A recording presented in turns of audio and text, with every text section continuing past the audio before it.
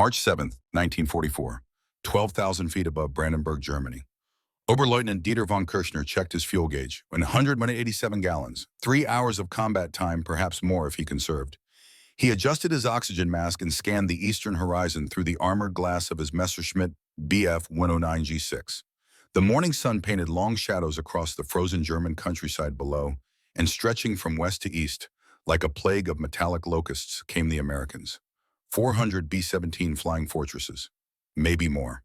Von Kirchner had seen this ballet before. The same choreography every time. The bombers would lumber toward Berlin, drop their payload, and turn for home. And somewhere around Hanover, their little friends, those sleek American fighters with their bubble canopies and garish nose art, would peel away. Low on fuel, always low on fuel, leaving the bombers naked for the slaughter. The arithmetic was simple, elegant even.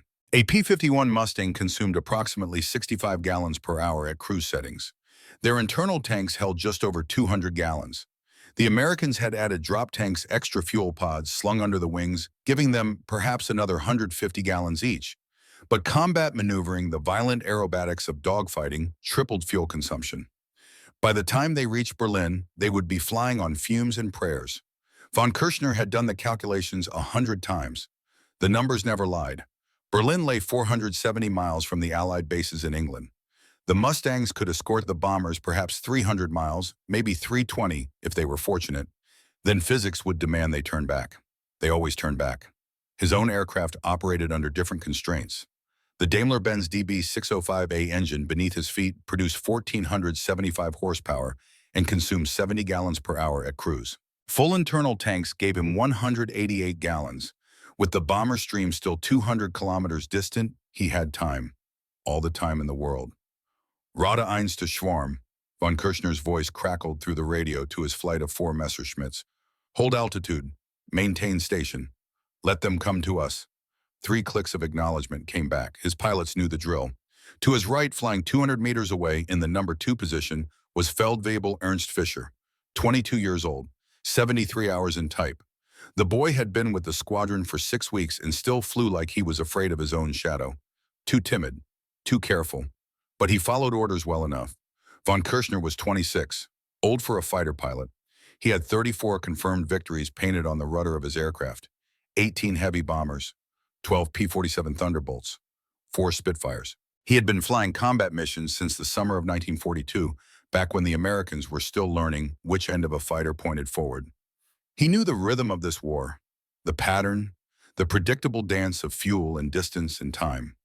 1 week earlier, he had sat in the briefing room at Stendal Airfield while Commandant Klaus Metzger, a thick-necked Prussian with a dueling scar across his left cheek, read from an intelligence report. American prisoners were claiming their new Mustangs could fly 5-hour missions. Some were even saying 6 hours. Round trips to Berlin and back with fuel to spare. Metzger had actually laughed, a sharp barking sound that echoed off the concrete walls. 5 hours, Metzger had slapped the wooden table with his palm. My grandmother could fly 5 hours in a glider. These Mustangs are nothing but polished Spitfires with bigger fuel tanks. Propaganda, American bravado. They will turn back at Dummer Lake like they always do. The other pilots had laughed too. Even von Kirchner had allowed himself a thin smile. But now, watching the silver specks of the escort fighters weaving above the bomber stream, he felt something unfamiliar. Not quite doubt, not yet, but a small itch of uncertainty at the back of his mind. The bomber formation grew larger, individual aircraft becoming distinct. He could see the sun glinting off Perspex nose cones, the dark olive drab paint, the white stars on wings and fuselages. The smell of his own sweat mixed with rubber and leather inside the cramped cockpit. Bandits high, Fischer's voice cracked slightly over the radio. 3 o'clock, 15,000 meters. Von Kirchner looked up. There, 6 P-51 Mustangs, their distinctive laminar flow wings unmistakable even at this distance. They were flying top cover, weaving back and forth above the bombers in a protective pattern. He checked his watch. 09:47 hours. The bombers had crossed the Dutch coast approximately 35 minutes ago. The Mustangs would have been with them since takeoff, call it 90 minutes of flight time, maybe 100 minutes. They had perhaps 40 minutes of fuel remaining before they would have to turn back. 40 minutes. He could wait.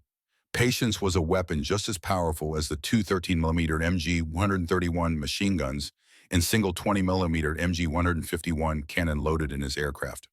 The bomber stream drew closer. Von Kirchner could hear the distant thunder of 1,200 Wright Cyclone engines, a sound like continuous rolling thunder, even through the insulated cockpit. The Americans flew in tight combat boxes, each box containing 18 to 21 bombers, their overlapping fields of fire designed to create a lethal crossfire against attacking fighters. Standard American doctrine. He had fought it dozens of times. Schwarm prepare for Sturzengriff. Dive attack. We wait for the Kleine Freunde to depart. Hold position. But the minutes ticked past and the Mustangs did not turn back. The bomber stream crossed Dummer Lake. This was the point. This was always the point where the escorts peeled away their fuel reserves, forcing them to abandon the bombers and race for home. Von Kirchner had shot down 6 B-17s at this exact spot over the past 4 months. The laws of physics were as reliable as a Swiss watch, but the Mustangs stayed. Rote Eins, Fischer's voice again higher now, stress creeping into the edges. The Kleine Freunde, they are not breaking off. They are still with the bombers. Von Kirchner frowned inside his oxygen mask. He scanned the sky. Fischer was right. The P-51s were still there, still weaving, still protecting their charges. They had to turn back. The numbers demanded it. They were already well past their maximum combat radius, unless the numbers had changed. A cold finger traced down Von Kirchner's spine. All aircraft maintained position. He kept his voice level calm. They will turn back. They must. But even as he said it, doubt bloomed in his chest like a dark flower. The radio crackled. A different voice. One of the other Staffeln patrolling north of his position. Achtung, Achtung, Mustangs engaging over Magdeburg. Repeat, Mustangs engaging over Magdeburg. They are pursuing to low altitude. They are not breaking off. Magdeburg, that was 85 miles from the intercept point. No American escort had ever pursued that far before. Impossible. The fuel, the calculations. Von Kirchner's mind raced through the numbers again, searching for an error, a miscalculation. The Americans had always turned back. The equation had always balanced, but they were not turning back. Schwarm, we attack now. Von Kirchner pushed the throttle forward. The Daimler-Benz engine responded with a savage roar, and the Messerschmitt surged ahead. Target the stragglers, hit them hard, dive away before the escorts can react. It was the standard tactic, the tactic that had worked for 3 years of aerial combat over Europe. Strike fast, strike hard, use altitude, advantage to dive away. The escorts could not afford to chase. They had to conserve fuel for the long flight home. They could not afford to chase. Von Kirchner rolled his Messerschmitt into a 60-degree bank and pulled the stick back, bringing the nose up and over. The world tilted. Sky became ground. Ground became sky. He pulled through the top of the maneuver and pushed the stick forward, rolling inverted diving. The bomber formation grew in his gun sight. He selected a B-17 flying slightly behind and below the main formation. A straggler, probably damaged by flak. Perfect. Airspeed built. 300 kilometers per hour. 350. 400. The wind screamed past the canopy. His altitude unwound rapidly. 11,000 feet. 10,000. 9,000. He lined up the shot.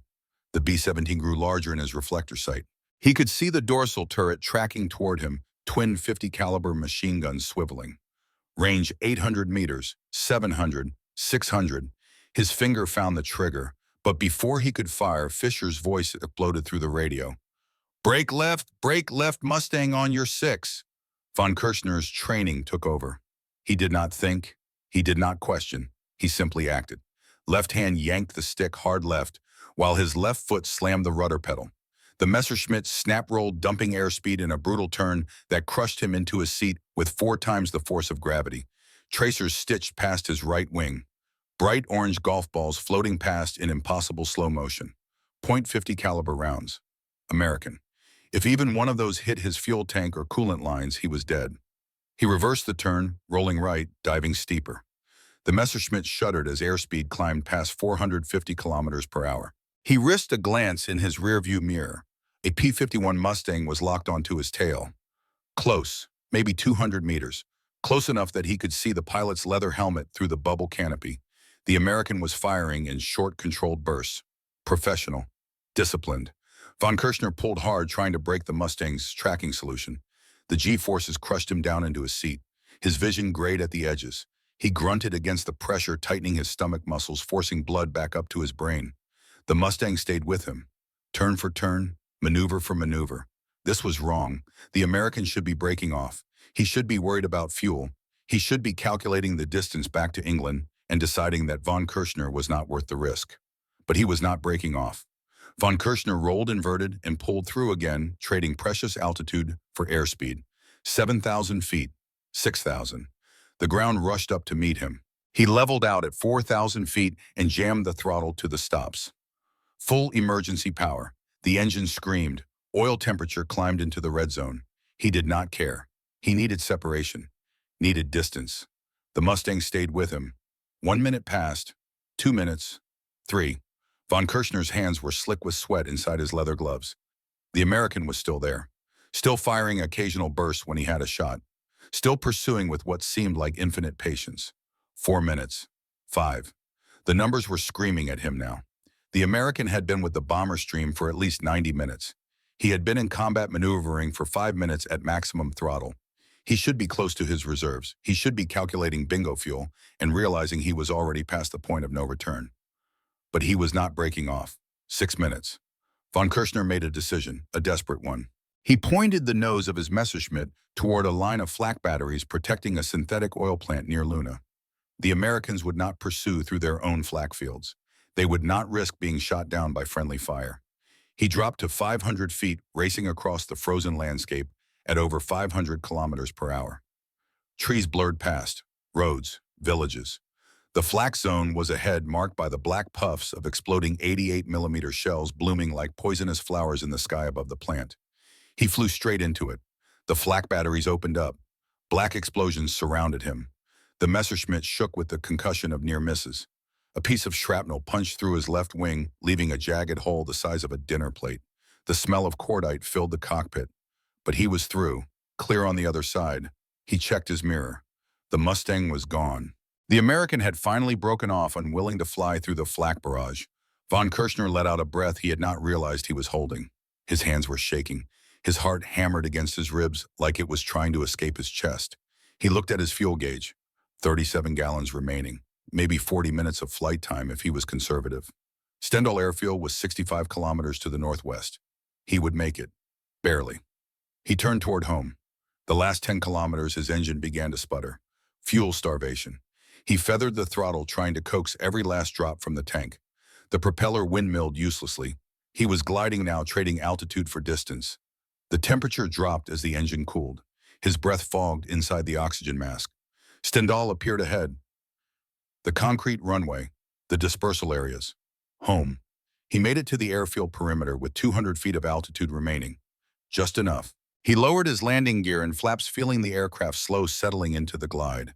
The runway rose to meet him. His wheels kissed concrete with a gentle chirp. He had perhaps half a gallon of fuel left in the tank when he rolled to a stop.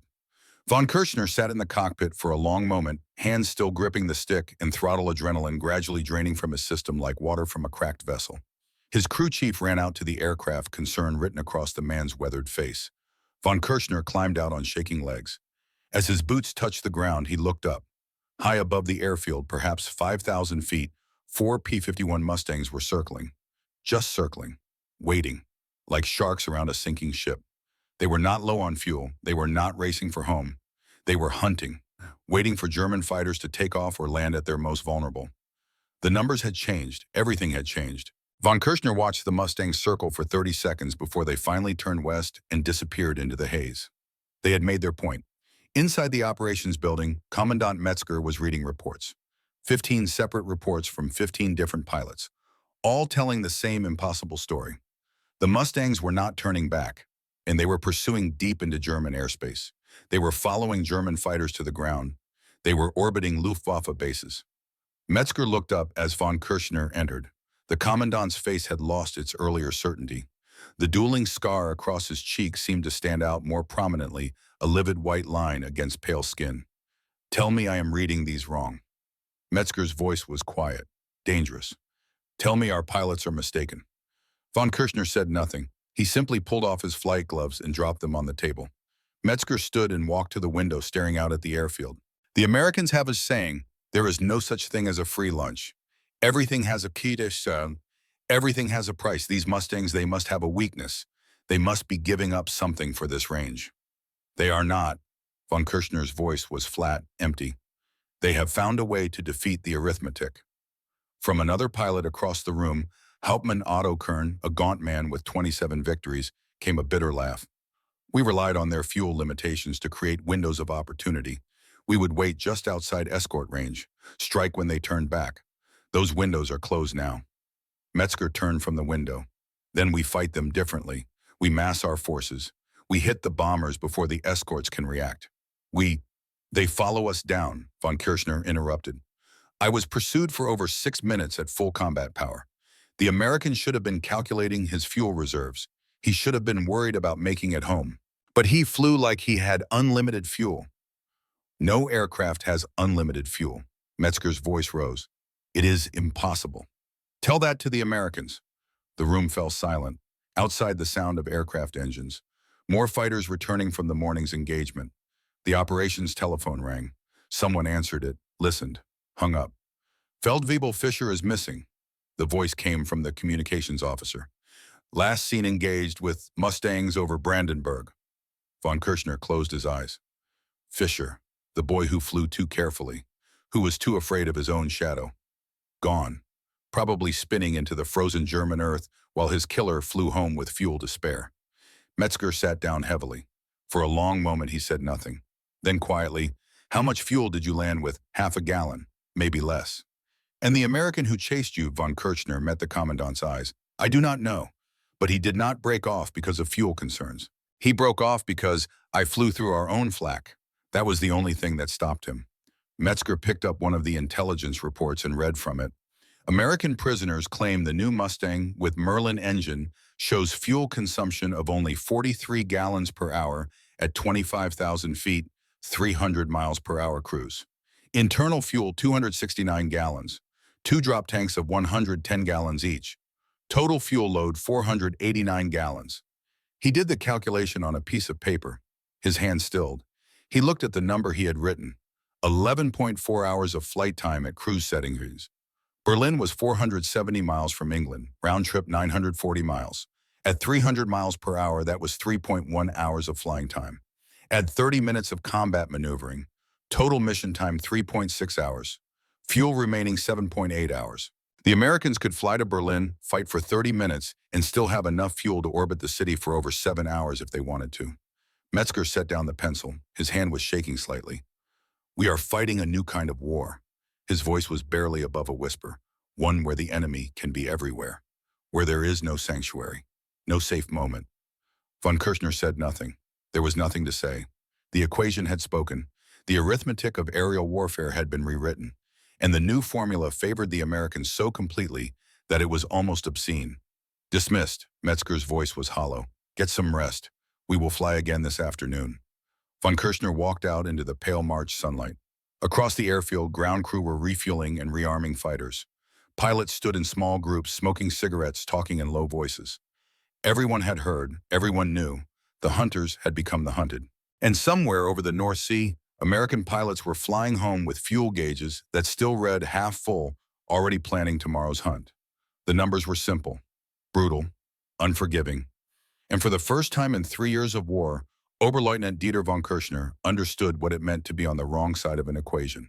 400 miles to the west over the North Sea, Captain Caldwell Thornton eased back the throttle of his P-51B Mustang and checked his fuel gauge. 238 gallons remaining, more than enough to make Debden with reserves to spare. He had been airborne for 3 hours and 17 minutes. He had escorted bombers to Brandenburg. He had engaged and shot down one Messerschmitt Bf-109. He had pursued another German fighter for 6 minutes at full combat power. And he still had enough fuel to fly for another 3 hours if necessary. The equation was beautiful. Thornton was 24 years old, raised on a corn farm outside Des Moines, Iowa. His father had taught him to calculate crop yields and fertilizer ratios before he was 10. His mother had taught him that numbers never lied, but they did not always tell you what was important. He had grown up understanding that the universe operated on principles that could be measured, calculated, predicted. Flying the P-51 Mustang felt like flying those principles made manifest. The aircraft responded to control inputs with a precision that bordered on telepathic. The Packard-built Merlin engine hummed beneath the long nose with smooth, confident power. And the fuel efficiency, that miraculous fuel efficiency, had changed everything. Prairie Fire, this is horseback lead. The voice of Colonel Nathaniel Hargrove crackled through Thornton's headset.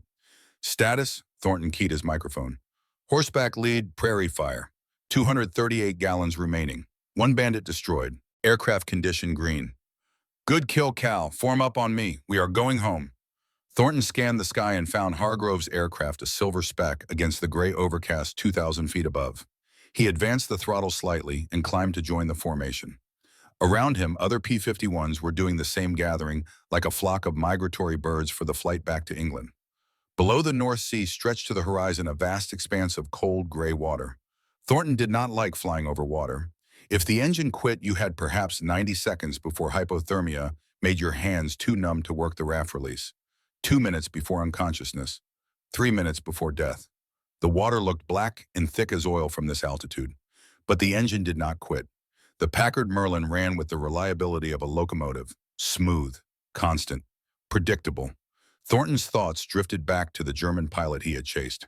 The man had been good, very good. He had executed a series of maneuvers that would have shaken a less experienced pursuer. But Thornton had stayed with him, matching every turn, every roll, every desperate dive. What struck Thornton most was the moment the German had flown through his own flak barrage. That spoke of desperation, of a man who had run out of options and was willing to risk death by friendly fire rather than continue the engagement. The German had been afraid, not of Thornton specifically, but of what Thornton represented. An enemy who did not have to break off, an enemy who had fuel to burn, an enemy who could afford to be patient. Thornton understood fear. He had felt it plenty of times himself. The sick weight in your stomach when flak started bursting around your aircraft. The cold terror when your engine coughed and sputtered. The awful certainty that you were about to die. But today, for the first time, he had felt something else. Something darker. He had felt the power of inevitability. The knowledge that he could pursue, could hunt, could chase his prey until the German ran out of options. It had not felt good. It had felt efficient, clinical, like solving a problem where the answer was death. Prairie Fire, you awake up there. The voice belonged to Lieutenant Everett Bradford, Thornton's wingman. Bradford was 26 from Pennsylvania with a dry sense of humor and a wife back home who sent him chocolate chip cookies every month. I'm here, Ev. You get a good look at that 109 you splashed. Not particularly, why? Thought I saw some kind of marking on the tail, like tally marks or something. Probably his kill count. Yeah, probably. A pause. You ever think about the guys we shoot down? Like who they are? Thornton considered the question. Sometimes, not often. I think about it a lot lately. Wonder if they have families. Kids, you know. They are trying to kill us, Ev. I know that. It's just... Bradford's voice trailed off. Forget it. Just talking. But Thornton understood what Bradford was trying to say. There was a difference between killing in the desperate chaos of a dogfight and hunting someone down with the patience of a predator. The Mustang had given them the ability to do the latter, and with that ability came a weight that sat heavy in the chest. The English coast appeared ahead, a dark line against the gray sea. Thornton felt some of the tension leave his shoulders. Almost home, almost safe. Debden Airfield appeared 20 minutes later, the familiar cross of runways and the dispersed hardstands where the fighters were parked. Thornton lowered his landing gear and flaps, feeling the Mustang slow and settle. The runway rose to meet him. His wheels touched with a gentle bump. He taxied to his hardstand and shut down the engine. The propeller spun to a stop. The sudden silence was profound.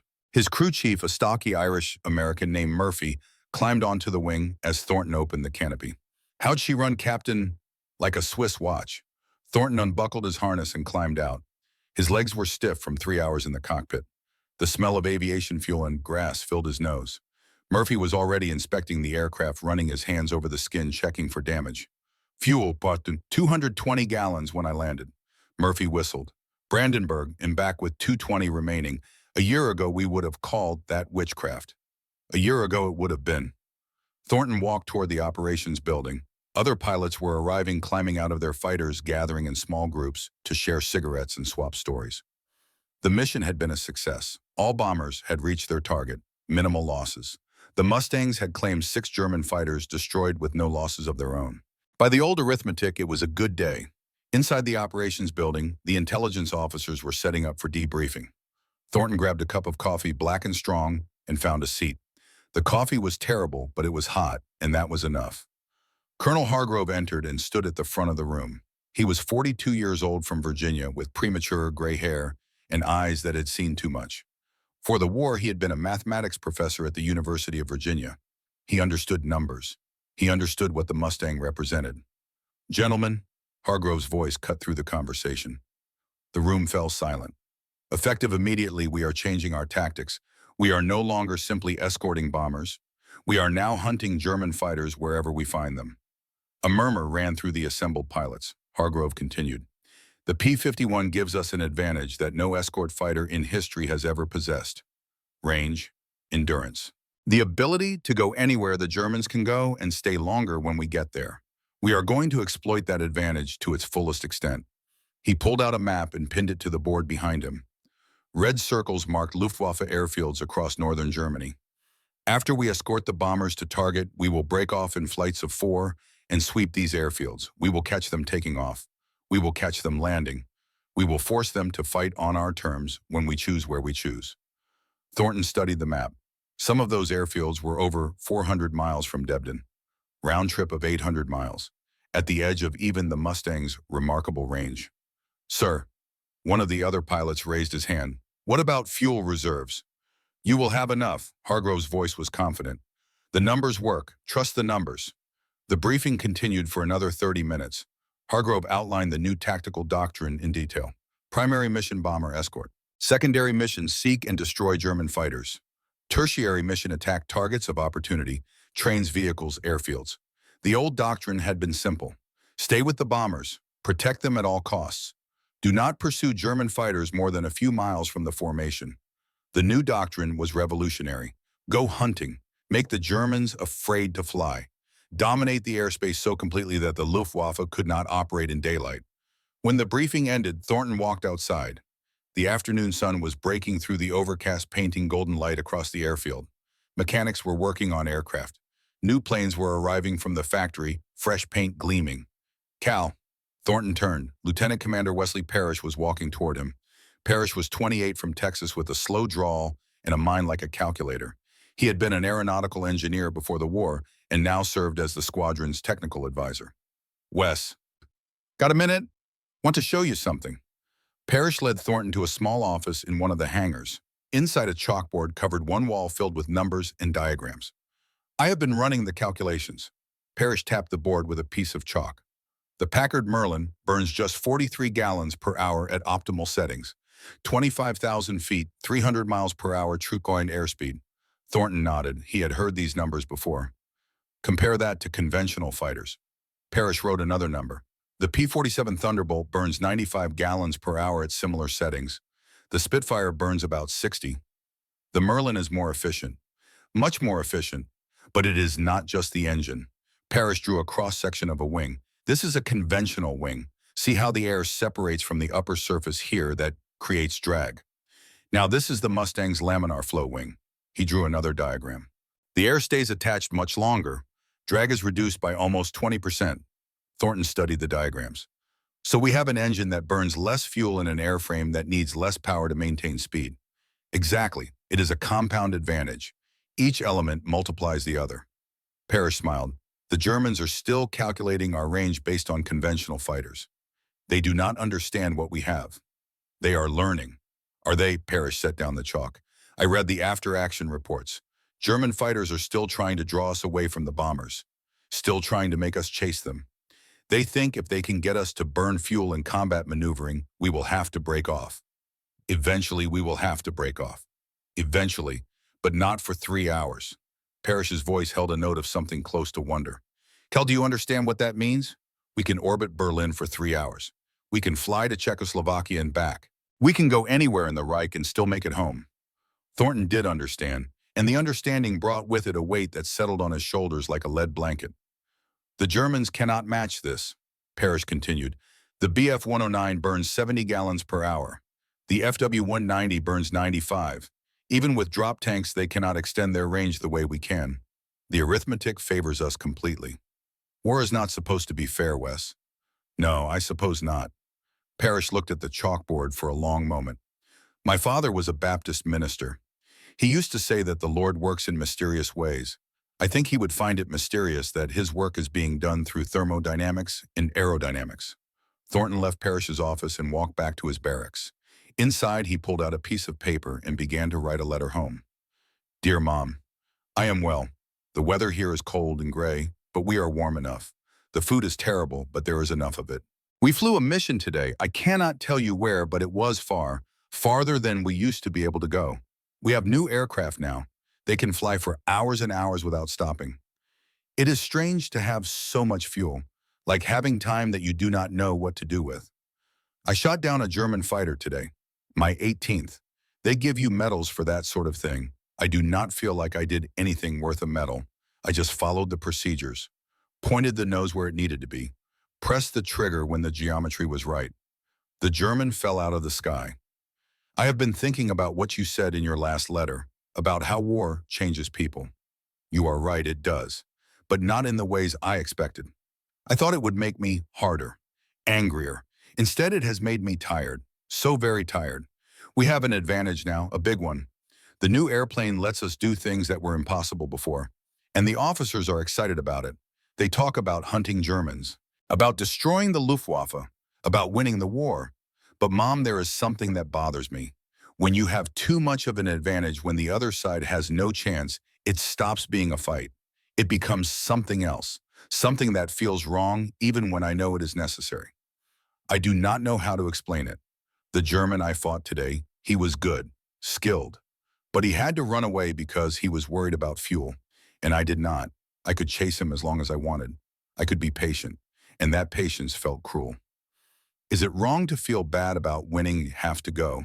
There is another mission tomorrow, and the day after, and the day after that, until it is over, I suppose. Love, Cal. He folded the letter and sealed it in an envelope. It would go out with tomorrow's mail. His mother would read it in 2 weeks sitting in the farmhouse kitchen in Iowa, and she would worry. She always worried, but she would not understand. How could she? She had never flown at 25,000 feet with a man in her gun sight. That night, Thornton lay in his bunk and stared at the ceiling. Around him, other pilots snored and muttered in their sleep. Outside, the wind rattled the windows. He thought about the German pilot, wondered if the man had made it home, wondered if he was lying in his own bunk somewhere in Germany, staring at his own ceiling, thinking about how close he had come to dying. Probably not. Probably the German was celebrating his survival, drinking schnapps with his squadron mates, laughing about the American who could not catch him, or maybe not. Maybe the German understood the same thing Thornton understood, that today was just a preview, that tomorrow would be worse, and the day after that, worse still. December 1943, 4 months before the mission to Brandenburg, Thornton had arrived at Debden fresh from training, eager, confident, convinced he was going to win the war single-handedly. Lieutenant Commander Parrish had taken him aside on his first day. Forget everything you learned in training. Parrish's voice had been serious. Training is about not dying. Combat is about making the other guy die. There is a difference. Parrish had taught him fuel management, not how to conserve fuel, but how to maximize hunting time, the optimal cruise settings, the proper mixture of speed and efficiency, how to calculate range to target and range home, and how much fuel you could safely burn in combat. The P-51 is not a defensive fighter, Parrish had explained. It is an offensive weapon. At optimal cruise, you burn 43 gallons per hour. That gives you 11.4 hours of theoretical flight time. Berlin is 3 hours round trip. Combat maneuvering for 30 minutes uses about 75 gallons. Total mission fuel consumption, 210 gallons. Fuel remaining, 279 gallons. More than 6 hours of additional flight time. Thornton had done the math himself. Checked it, rechecked it. The numbers did not lie. What does that mean practically? He had asked. It means you can escort the bombers to target, peel off, and go hunting. You can chase German fighters back to their bases. You can strafe airfields. You can attack trains and still make it home with fuel to spare. The Germans do not know this yet. They know we have longer range than the Thunderbolt, but they do not know how much longer. They are still calculating based on old assumptions. That will change. But for now, we have an advantage, and we are going to use it. That had been 4 months ago. Thornton had flown 63 combat missions since then. He had shot down 18 German aircraft. He had strafed locomotives and truck convoys. He had watched B-17s burn and fall. He had seen friends die. And through it all, the numbers had been his constant companion. The fuel consumption rates, the range calculations, the geometry of deflection shooting, war reduced to equations. It should have been comforting. Numbers were clean, objective, free from emotion. But lately, Thornton had begun to suspect that his mother was right. Numbers could tell you what was true without telling you what was important. The next morning, December 2nd, 1943, Thornton flew his second mission in the new Mustang. The target was Solingen, an industrial city in western Germany. The mission went smoothly. No German fighters intercepted. The bombers dropped their payload and turned for home. And then Colonel Hargrove's voice came through the radio. "All horseback flights, this is lead. We are going hunting. Flights break off by section. Sweep the Ruhr Valley for targets of opportunity. Time on station 30 minutes. Then we go home." Thornton and Bradford broke away from the bomber formation with two other Mustangs. They dropped to 10,000 feet and began searching. They found a train 15 minutes later, a long freight hauling supplies east toward the front. Thornton lined up for a strafing run. He dove from 10,000 feet to 500 feet in 30 seconds. The train grew in his gun sight. He armed his guns, 650 caliber Browning machine guns, 3 in each wing, 3,000 rounds of ammunition. He pressed the trigger. The guns roared. The Mustang shook with the recoil. Tracers reached out and touched the train. Boxcars exploded. The locomotive's boiler ruptured in a geyser of steam. He could smell the cordite from his own guns mixing with cold air rushing through the gun ports. Thornton pulled up hard and climbed away. Behind him, the train was burning. Men were spilling out of the cars, running for cover. He felt nothing. No satisfaction, no remorse. Just the cold certainty that he had completed his assigned task efficiently. They found 2 more trains that day, a truck convoy, an airfield with 3 FW-190s parked in the open. They destroyed everything. When Thornton landed at Debden 4 hours and 12 minutes after takeoff, he still had 190 gallons of fuel remaining, more than 4 hours of flight time. Murphy, his crew chief, shook his head in amazement. "Captain, you flew to Germany and back and still have half your fuel. This airplane is a miracle." But Thornton did not feel miraculous. He felt like an accountant, a bookkeeper of death, adding up the numbers, calculating the totals. That night, he added another paragraph to his letter home. "We went hunting today, found some trains and trucks, destroyed them all. It was easy. Too easy. The Germans cannot hide from us anymore. We can go anywhere, stay as long as we want. They have nowhere left to run. I think this is what winning looks like. I thought it would feel better." He did not send that paragraph. He crossed it out and wrote something else instead. Something about the weather and the food and how he hoped the corn harvest had been good this year.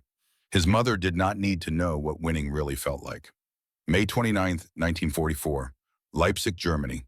Oberflugwacht Siegfried Adler banked his Messerschmitt Bf 109 G6 into a gentle left turn and checked his formation. 12 students flying in ragged Vic formations, wingtips bobbing up and down like nervous birds. They were young, too young. Most of them had less than 25 hours in type. Adler was 38 years old, ancient by fighter pilot standards. He had 347 hours of instructional flight time and had never fired his guns in anger. Before the war, he had been a Lufthansa commercial pilot flying passengers from Berlin to Paris in comfortable twin-engine airliners. Now he taught boys barely out of school how not to die in single-engine fighters. The irony was not lost on him. "Formation maintained spacing." His voice was calm over the radio. "Patient. Schneider, you are drifting right. Correct your heading."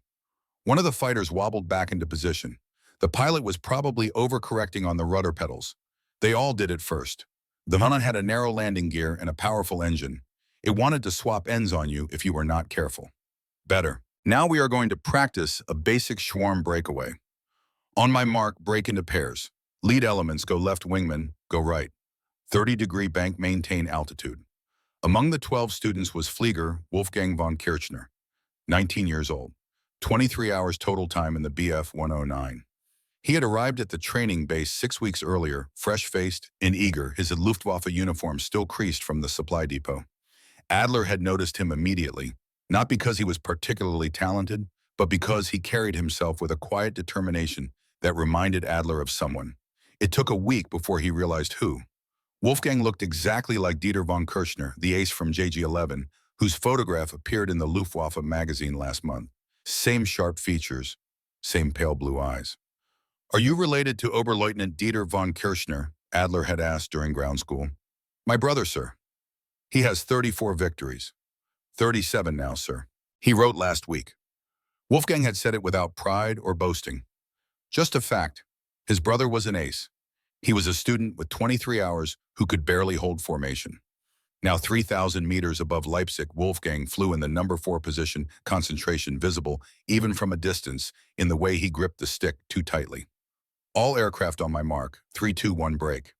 The formation dissolved. 6 fighters broke left, 6 broke right.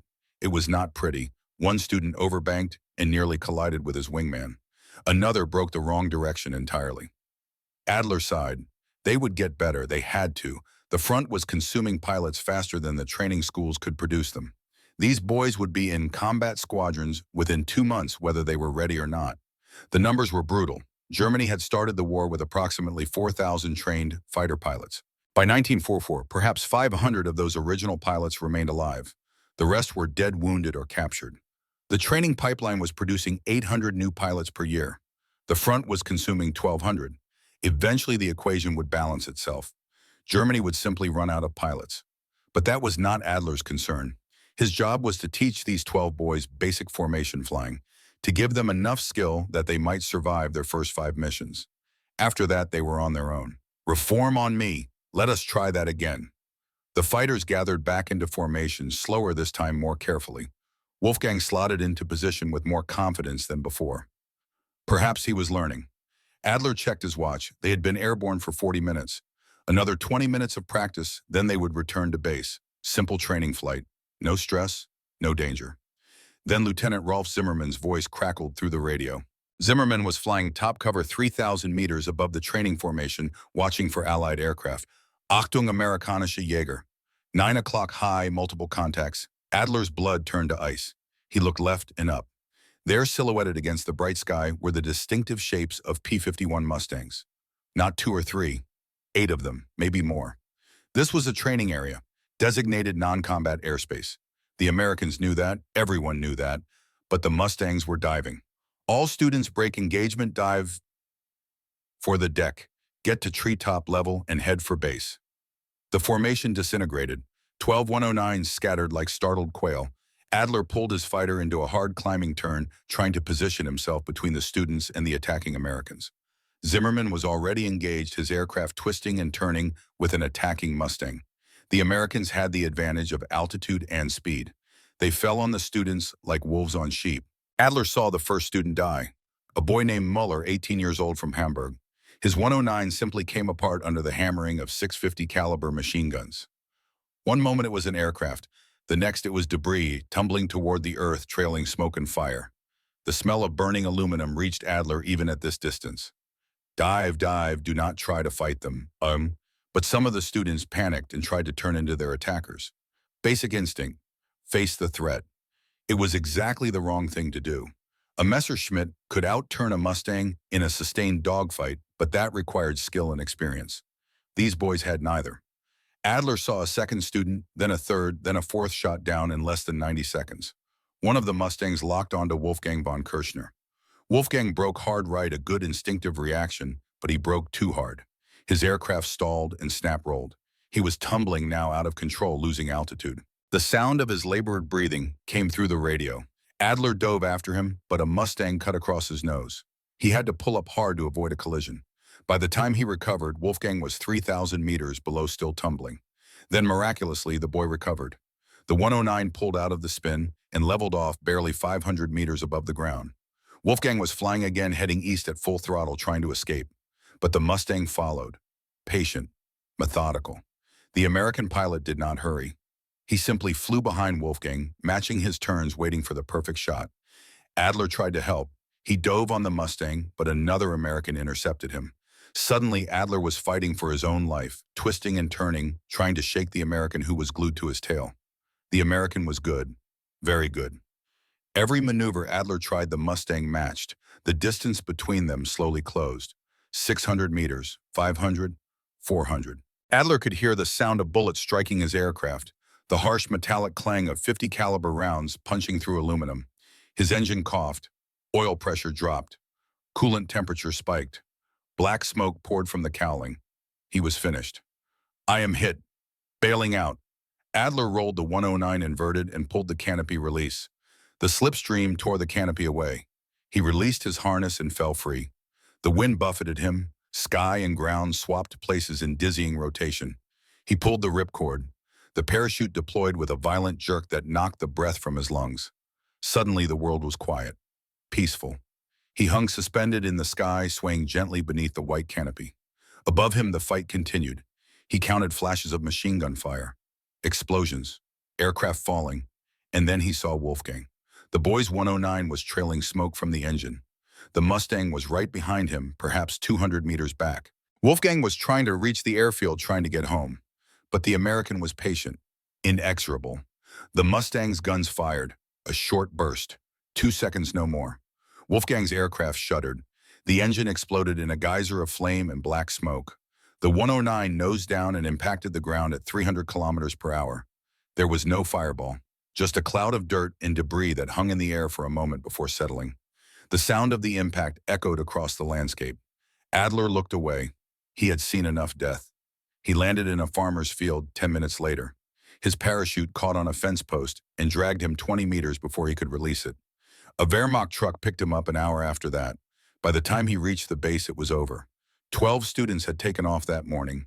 4 returned, 8 were dead, including Wolfgang von Kirchner, age 19, who had written to his brother last week to tell him about learning to fly. Lieutenant Zimmerman had survived, though his aircraft was so badly damaged it would never fly again. He found Adler in the operations building, both of them still wearing their flight suits, both of them smelling of sweat and fear and smoke. It was murder. Zimmerman's voice shook. They knew we were students. They could see we were not combat pilots. But they killed us anyway. Adler said nothing. What was there to say? This was war. There were no training areas anymore, no safe spaces. The Americans had the range to go anywhere, and they were using it. The telephone rang. Someone answered it, listened, hung up with a face gone pale.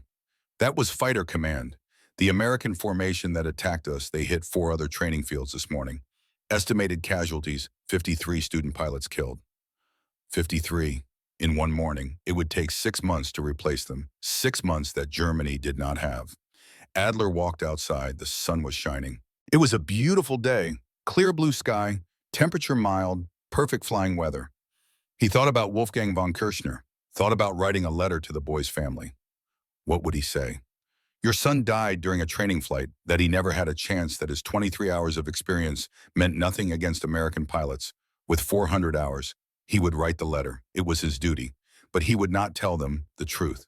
He would say, Wolfgang died bravely, that he fought well. The comfortable lies that made death bearable.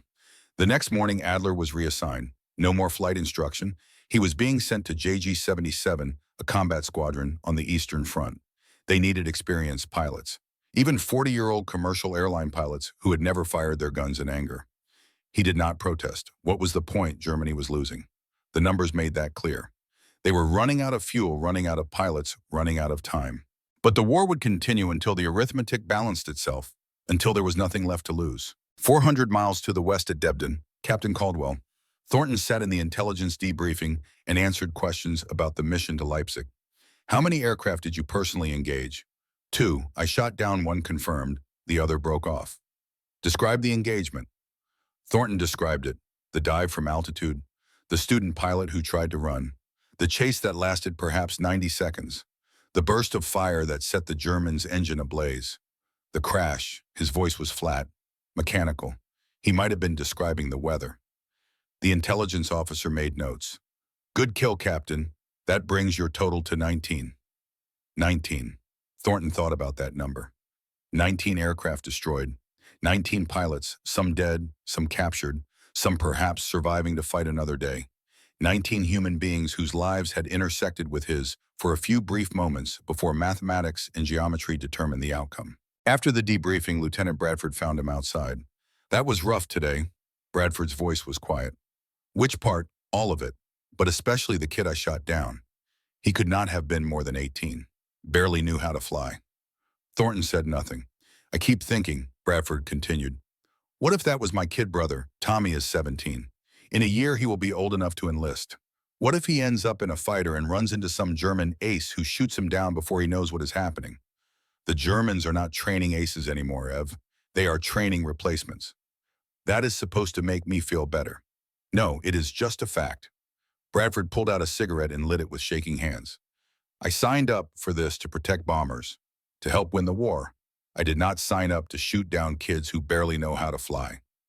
The Germans would do the same to us if they had the fuel. Would they? Are you sure about that? Thornton was not sure. He was not sure about anything anymore. The numbers said they were winning. The fuel consumption figures, the kill ratios, the attrition rates, all of it pointed to inevitable Allied victory. But winning felt like this, like shooting down teenagers who should have been in school, like watching pilots burn, like becoming efficient at death. That evening, Thornton wrote another letter home. This one he would not send. Mom, today I killed a boy. I do not know his name. I do not know if he had family. But he was young, too young, and I killed him because I had more fuel than he did, because I could chase him until he had nowhere left to run, because the arithmetic favored me. The officers say we are winning. They show us charts and graphs. Enemy aircraft destroyed, enemy pilots killed, fuel depots bombed, factories destroyed. The numbers say we cannot lose. But I am not sure winning and losing mean what I thought they meant. I have become very good at killing. It frightens me how good I have become. It frightens me more that it does not frighten me enough. When this is over, if I survive, I do not know who I will be. The boy who left Iowa does not exist anymore. He died somewhere over Germany. I do not know what replaced him. I am tired, Mom, so very tired. But there are more missions tomorrow, and the day after, until the numbers balance and the war ends. I love you, Cal. He folded the letter and put it in his footlocker with the others he would never send. Someday, if he did not survive, someone would find them and wonder who he had been, what he had thought, whether he had been brave or just numb. Across the channel at Stendal Airfield, Oberleutnant Dieter von Kirchner received a telegram. His hands shook as he read it. Regret to inform you, Flieger Wolfgang von Kirchner killed in action, 29 May 1944. Stop, died serving the fatherland. Stop, letter to follow. Stop, von Kirchner read it 3 times. The words did not change. Wolfgang, his younger brother, 19 years old, dead. He walked to Commandant Metzger's office in a daze. Metzger looked up from his paperwork, saw von Kirchner's face and stood. What happened? Von Kirchner handed him the telegram without speaking. Metzger read it, his jaw tightened. I am sorry, Dieter, truly sorry. How did he die? I will find out. It took 3 hours for the full report to arrive. American fighters had attacked the training base at Leipzig. 12 students killed, Wolfgang among them. The instructor, Oberflugwacht Adler, had survived and provided a witness statement. Von Kirchner read the statement. Read how Wolfgang had tried to escape, how the American had chased him down, how the final burst of gunfire had killed him instantly. The report included gun camera footage identification. The American pilot flew a P-51B with distinctive nose art, a prairie fire painted across the cowling in orange and red. The aircraft serial number was partially visible. Von Kirchner memorized it. I will kill him. His voice was empty, hollow. The American who did this. I will find him, and I will kill him. Metzger did not try to dissuade him. What was the point? They were all going to die anyway. The only question was when and how. I understand. Metzger's voice was quiet. But first we survive. We keep fighting. We do our duty. Von Kirchner nodded. He stood and walked to the door. Before leaving, he turned back. Commandant, one question. Yes. How do we defeat an enemy who has unlimited fuel? Metzger was silent for a long moment. Then quietly, we cannot. Not with fighters. Not with conventional tactics. The numbers are against us. Then what do? We fight anyway. We make them pay for every mile, every meter, every inch. And when it is over, we hope someone remembers that we tried. Von Kirchner walked back to his quarters. On his desk was a photograph of Wolfgang taken 3 months earlier. His brother in his new Luftwaffe uniform, smiling proud, convinced he was going to be a hero. Von Kirchner picked up the photograph and placed it in his footlocker next to his medals and flying logbook. Then he sat on his bunk and stared at the wall. The equation had taken his wingman. Now it had taken his brother. The Americans could fly anywhere, stay as long as they wanted, hunt without limits, and there was nothing he could do about it. No, that was not quite true. There was one thing: he could make the American who killed Wolfgang pay. He could find the pilot of Prairie Fire and shoot him down. It would not bring Wolfgang back. It would not change the mathematics. But it would balance something, some equation that had nothing to do with fuel and everything to do with blood. He would hunt the hunter, and the arithmetic be damned. 6 months passed. The summer of 1944 turned to autumn, then winter. The Allied armies landed in Normandy and fought their way across France. The bombing campaign against Germany intensified. The Luftwaffe bled. In July 1944, the Luftwaffe lost 432 fighters while shooting down 148 bombers. The ratio had shifted from 1.2 bombers per fighter lost in January to 0.34 bombers per fighter lost in July. By October, the average experience level of a Luftwaffe fighter pilot had dropped to 60 hours. By December, it was 50 hours. The Americans were averaging 400 hours. General Major Joseph Hartmann, commander of fighter operations, sat in his office and reviewed the casualty reports with growing despair. Germany was producing 300 fighters per month. The training schools were graduating 65 pilots per month. Combat losses were running at 140 pilots per month. 65 minus 140 equals negative 75. The equation was clear. By March 1945, there would be aircraft sitting on airfields with no one qualified to fly them. Hartmann picked up the telephone and authorized desperate measures. Sonderkommando Elba, volunteer pilots who would ram American bombers with their fighters bailing out at the last second if possible, dying if not. It was madness.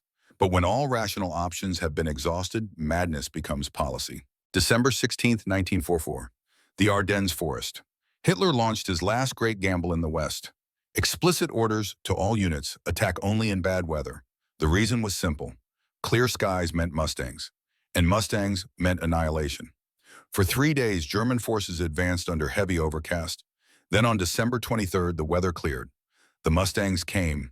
In 4 days of clear weather, the Luftwaffe lost 284 aircraft. The American advance slowed, then stopped, then reversed. The Battle of the Bulge was lost not by soldiers on the ground, but by pilots in the sky who could fly anywhere and stay as long as they wanted. December 1944. Debden, Caldwell. Thornton had flown 147 combat missions. He had shot down 23 German aircraft. He had strafed trains, trucks, airfields. He had watched friends die. He had written letters home that his mother would never see. He was 24 years old and felt 50. One evening, he sat in the operations building, reading intelligence reports. One report caught his attention. Subject: German suicide tactics. Intelligence indicates Luftwaffe has formed special attack units designated Sonderkommando Elba. Volunteer pilots will attempt to ram Allied bombers with their fighters. Estimated strength: 180 volunteers. Expected survival rate: 20%. Thornton set down the report. His hands were shaking. They were that desperate. So desperate they were throwing away pilots in suicide attacks because conventional tactics no longer worked, because the Mustang had closed every tactical window, because the arithmetic favored the Americans so completely that the only option left was to ignore the arithmetic entirely and choose death with purpose over death by attrition. Lieutenant Bradford found him there staring at the report. "You okay, Cal?" "No." Thornton's voice was quiet. "I am not okay. Want to talk about it?" "What is there to say? We are winning. The numbers prove it. Every chart, every graph, every casualty report shows we are winning. But Ev, what are we winning? What are we becoming?" Bradford sat down next to him. "We are becoming the people who end this war. That is what we are becoming. By killing boys who throw themselves at bombers because they have run out of options. They are trying to kill us, Cal. Do not forget that." I know that, but..." Thornton's voice trailed off. "When I started this, I thought war was about courage, about skill, about who wanted it more. But it is not. It is about fuel consumption rates and production numbers and logistics. It is about having so much of an advantage that the other side has no chance. And that does not feel like courage. It feels like arithmetic. War has always been about logistics. We just have better logistics than they do." "I know, and that is what bothers me." Thornton stood and walked to the window. Outside, mechanics were working on fighters under portable lights. The smell of aviation fuel drifted through the open window. "I have killed 23 men ever, maybe more if you count the trains and the trucks. And every single one of them died because I could stay in the air longer than they could. Not because I was braver, not because I was a better pilot. Because the Packard Merlin burns 43 gallons per hour and the Daimler-Benz burns 70. That is not your fault. I know it is not my fault, but it is my responsibility. Every time I press the trigger, someone dies, and I have to live with that, and I do not know if I can. Bradford was quiet for a long moment. Then, my wife wrote me last week. She said when I come home, she does not care what I did over here. She just wants me to come home. Maybe that is enough. Maybe we do what we have to do, and then we go home and we try to be the people we were before. And if we cannot be those people anymore, then we become new people, better people maybe. People who know what war costs and choose peace. Thornton turned from the window. You are a better man than I am of. No, I am just tired, same as you. March 15, 1945, over Oranienburg, Germany. Oberleutnant Dieter von Kirchner climbed into the cockpit of his Messerschmitt Bf 109K4, the latest variant, faster than the G model he had flown 10 months ago. The Daimler-Benz DB605D engine with MW50 boost produced 2,000 horsepower, maximum speed 440 miles per hour, but it still burned 70 gallons per hour. Still could not match the Mustang's endurance. He had 41 victories now, 7 more since Wolfgang died, but they meant nothing. Wolfgang was still dead. The war was still lost. The arithmetic was still unforgiving. Today was different. Today he would find prairie fire. Intelligence had reported the American formation escorting bombers to Berlin. Von Kirchner had volunteered for Sonderkommando Elbe. He carried full fuel and ammunition, but his mission was not to return. He would ram the American bomber, or he would ram prairie fire if he found him. Either way, he would not be coming home. It was a solution that ignored the mathematics entirely. You could not calculate fuel consumption if you never intended to land. All aircraft take off by sections. Von Kirchner advanced the throttle. The DB605D roared. The 109 surged forward, gathered speed, lifted off. Berlin was 30 minutes away. At 23,000 feet over Oranienburg, Thornton saw them coming. 8 P-51Ds in his formation against 3 German fighters climbing from the west. The odds were almost 3-1. The Germans had to know they had no chance, but they came anyway. Horseback lead, this is prairie fire. Bandits, 11 o'clock, climbing through 20,000. Roger, prairie fire. Engage at your discretion. Thornton banked left and dove. The Germans saw him coming and turned to meet him. Standard Luftwaffe tactics. Meet the attack head on. But one of the Germans did not turn with the others. He broke away and accelerated toward Thornton's position. Not a defensive maneuver. An attack run, and then Thornton saw it, the nose art on the German fighter. Black and white stripes. The distinctive markings of JG-11. And suddenly he knew. This was not random. This was personal. The German came straight at him. No evasion, no defensive maneuvering. A ramming attack. Thornton broke hard right. The Messerschmitt flashed past, missing him by perhaps 20 feet. He could see the pilot's face through the canopy. Young, maybe mid-20s, eyes burning with something beyond rage. The German reversed and came at him again. Still no defensive flying, just pure aggression. Thornton realized what was happening. This pilot did not care about surviving. He was Sonderkommando Elbe, a volunteer for suicide attacks. But why target Thornton specifically? There were 7 other Mustangs in the formation. Unless, Thornton looked at his own nose art. The prairie fire painted in orange and red. Distinctive, recognizable. Someone wanted him dead. Specifically him. The German came at him a third time. Thornton matched his turn, trying to get on the German's tail. But the 109 was faster than he expected. The DB605D with boost giving it performance close to the Mustangs. They turned inside each other's radius for 30 seconds, 60 seconds, 90 seconds. And then the German made a mistake. He pulled too hard. His aircraft stalled momentarily, just for a second. But a second was enough. Thornton was on his tail. He had the shot. Perfect deflection. Range 200 meters. His finger was on the trigger. And then he heard Bradford's voice over the radio. Cal, break it off. He is out of fuel. His engine is smoking. Thornton looked. Bradford was right. Black smoke was pouring from the German's engine. The propeller was windmilling. Dead stick. The German was gliding, heading east, trying to make it to an airfield. Thornton could see the airfield ahead. Oranienburg, maybe 12 miles. The German would make it, barely. Thornton followed. He had the altitude, he had the position, he had every advantage. The German crossed the airfield boundary at 500 feet.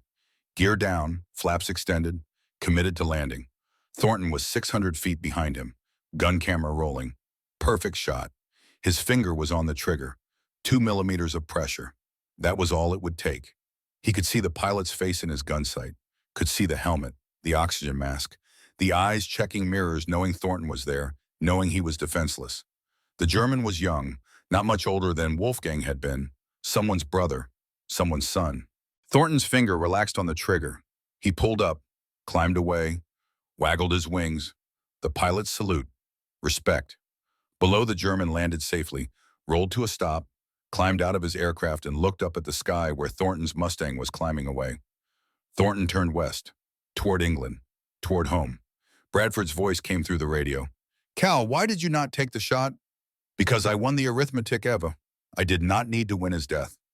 Von Kirchner stood next to his aircraft and watched the Mustang disappear into the western sky. The prairie fire painted across its cowling, clearly visible, even at this distance. He had been ready to die, had wanted to die, had volunteered for a suicide mission because death seemed preferable to living in a world where the mathematics had taken everything from him. But the American had not fired. Von Kirchner did not understand. He had been defenseless. Gear down, flaps extended, a perfect target. The American could have killed him easily, but he had chosen not to. Von Kirchner collapsed to his knees on the concrete. He was crying, not from relief, not from gratitude, but from exhaustion, from the overwhelming weight of surviving when he had been so ready to die. A ground crew officer ran over. "Are you injured?" "No." Von Kirchner's voice was hoarse. "No, I am not injured." "Then why are you on your knees?" Von Kirchner looked up at the sky, at the empty space where the Mustang had been. "Because I do not understand mercy anymore. I had forgotten what it looked like." May 8, 1945, V-Day. The war in Europe was over. Caldwell Thornton had flown 213 combat missions. He had shot down 23 German aircraft. He had survived. He sat in his barracks at Debden and wrote one final letter home. "Dear Mom, it is over. The war is over. I am coming home. I do not know who I am anymore. The boy you sent to war does not exist. He died somewhere over Germany. I do not know what I am now. I have done things I am not proud of. I have killed men. I have watched friends die. I have become efficient at death in ways that frighten me. But I also learned something. I learned that mercy is a choice. That even when you have every advantage, every reason to kill you, can choose not to. And that choice matters more than any victory. I will be home in 3 weeks. I do not know what I will do with the rest of my life. But I know what I will not do. I will never fly again. I will never kill again. I will spend the rest of my life trying to forget the sound of bullets hitting metal and the sight of men burning. I love you, Mom. I am coming home." Karl Dieter von Kirchner was processed as a prisoner of war. He spent 6 months in an American POW camp before being released in November 1945. He returned to Germany to find his home destroyed, his parents dead in the bombing of Berlin. Wolfgang's grave in Leipzig tended by strangers. He had nothing. No family, no country, no future. But he was alive, and he remembered the moment when the American could have killed him and chose not to. 1947, Des Moines, Iowa. Caldwell Thornton bought a farm 10 miles outside the city, 160 acres of corn and soybeans. He worked the land from sunup to sundown. He never spoke about the war. When neighbors asked about his medals, he said, "I did math problems at 25,000 feet. Some people did not pass." When they asked if he would fly again, he said, "No, I am done with flying." One day a letter arrived from Germany. No return address, just a postmark from München. To the pilot of Prairie Fire, "You could have fired. I was defenseless. You had every reason to kill me. I had tried to kill you, but you did not fire. I do not know why you showed me mercy, but I want you to know that it mattered. It changed me. It reminded me that even in war, even when the numbers say there is no choice, there is always a choice. I am alive because you chose mercy over mathematics." "Thank you, DVK." Thornton read the letter 3 times. Then he folded it carefully and placed it in a box with his other letters, the ones he had never sent to his mother, the ones that told the truth about what war really was. He never replied. There was nothing to say. He had made a choice. The German had lived. That was enough. 1968. München, Germany. Dieter von Kirchner stood in front of a classroom of 30 students. He was 50 years old now. His hair was gray, his face lined, but his eyes were still sharp. He taught mathematics at a gymnasium in München. Algebra, geometry, calculus. Mathematics, he told his students, can tell you what is true, but it cannot tell you what is right. Numbers are objective, but life is not. The students did not understand. They were too young. They had not lived through the war. But von Kirchner understood. He had learned it at 23,000 feet over Oranienburg, when an enemy who had won the arithmetic chose to spare him anyway. He kept a photograph in his desk drawer. Wolfgang in his Luftwaffe uniform. 19 years old. Forever. And sometimes late at night he thought about the American pilot who had killed his brother and then saved his life. And he wondered if the American ever thought about him. 1982.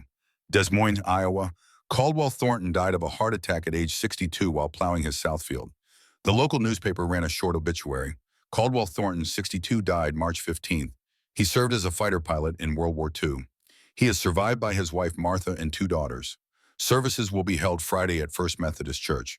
The obituary did not mention that he had flown 213 combat missions, or that he had shot down 23 German aircraft, or that he had never flown again after the war.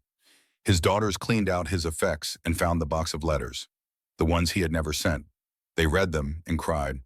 "He never told us," the older daughter said. "No," her sister replied. "He did not want us to know." At the bottom of the box was a letter from Germany, dated 1947. They read it together. "Who was DVK?" the younger daughter asked. "I do not know. Someone Dad saved, I think." They placed the letter back in the box with the others. Their father's secrets, his pain, his choices. 2009, München, Germany. Dieter von Kirchner died in his sleep at age 91.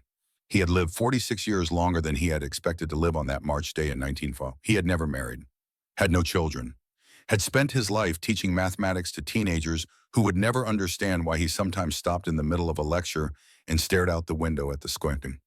His executor found a journal in his desk. The final entry was dated 2 weeks before his death. March 15, 2009. 64 years ago today, I tried to kill a man and he chose not to kill me. I have thought about that choice every day since. I have tried to live a life worthy of the mercy he showed me. I taught 243 students over 40 years. I hope I taught them that numbers can tell you what is possible, but only you can decide what is right. The American pilot's name was Caldwell Thornton.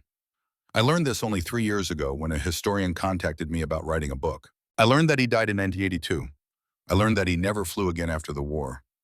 I wish I had thanked him in person. I wish I had told him that every morning I woke up was my thank you. But he is gone now, and soon I will be too. And the only thing that remains is the choice he made, the arithmetic of mercy. It does not balance in numbers. It compounds in generations. 243 students. Some of them became teachers. Some became engineers.